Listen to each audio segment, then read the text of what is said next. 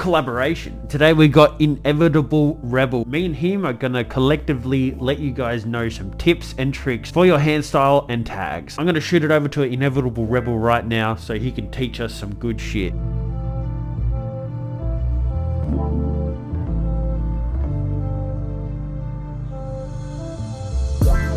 What's going on, friends? Greetings from the United States of America. Special shout out to UFO. Some might consider me a bit of a tag specialist. Here I've prepared 5 tips for catching tags. Tip number 1, consider your marker as well as your surface. What does that mean? Take for example the Spanish Montana regular street dabber.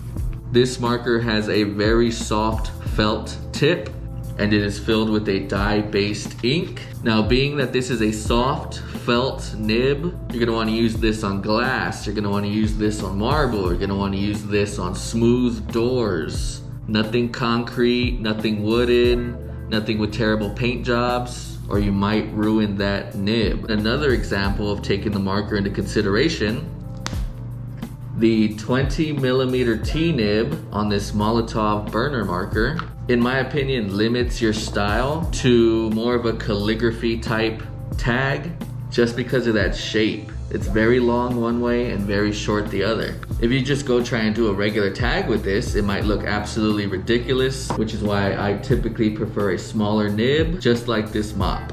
Tip number 2, you want to be sure that you practice first, perhaps in a notebook, perhaps in a black book, perhaps on a newspaper. Anytime someone asks me for advice on how to get better at hand styles, I say go to the supermarket with $2, buy a pack of pens and a notebook. Put your tag on that notebook 100 times, then turn the page and do it again. Then turn the page and do it again.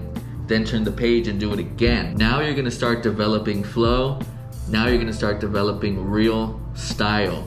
Anytime I see a bad hand style, I know that that person did not practice on paper. They don't practice on paper regularly. They're just not concerned with the way that their tag came out. So practice, practice, practice. Tip number 3, do not get caught. In graffiti, it's not always about the spots you hit. Sometimes what's more important is the spots you don't hit, the spots you didn't hit, the spots you skipped because something didn't look right.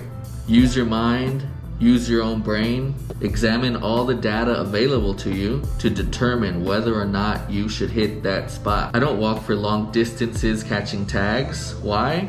Because if someone sees you, the odds of someone finding you are drastically increased if you're just like walking, say, from the supermarket home. You just so happen to be catching tags. Someone sees you, they might not have seen you, they may have called someone, they might have not. I prefer having my vehicle nearby and take off.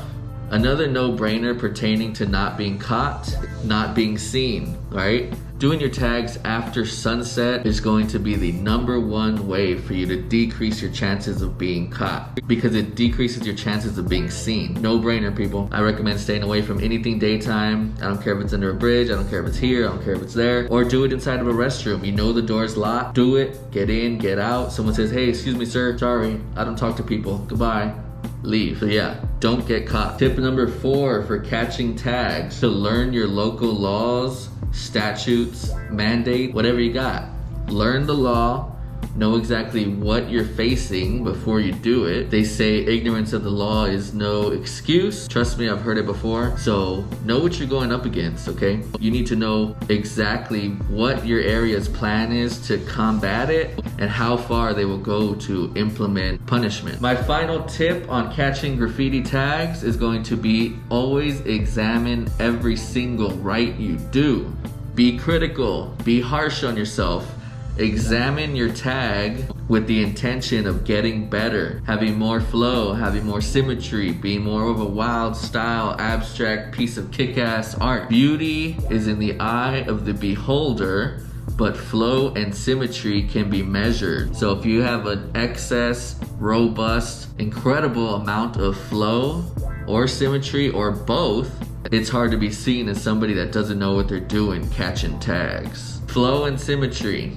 If you take anything away from this video, flow and symmetry. Those are the two most important things when it comes to hand styles, in my personal opinion. My name's Inevitable Rebels. Feel free to look me up on YouTube or Instagram or both. Thank you again, UFO, for having me on the channel. Respect many times over. Shouts out to all the people over in Australia. Don't be afraid to stand for what you believe in. Just remember to use your own brain. Question everything. Back to you, UFO. And there you go, man. He knows what he's talking about. Goddamn legend. Make sure you go check him out on Instagram and YouTube. Just show it as a little extra at the end of the video. All that beautiful footage, man.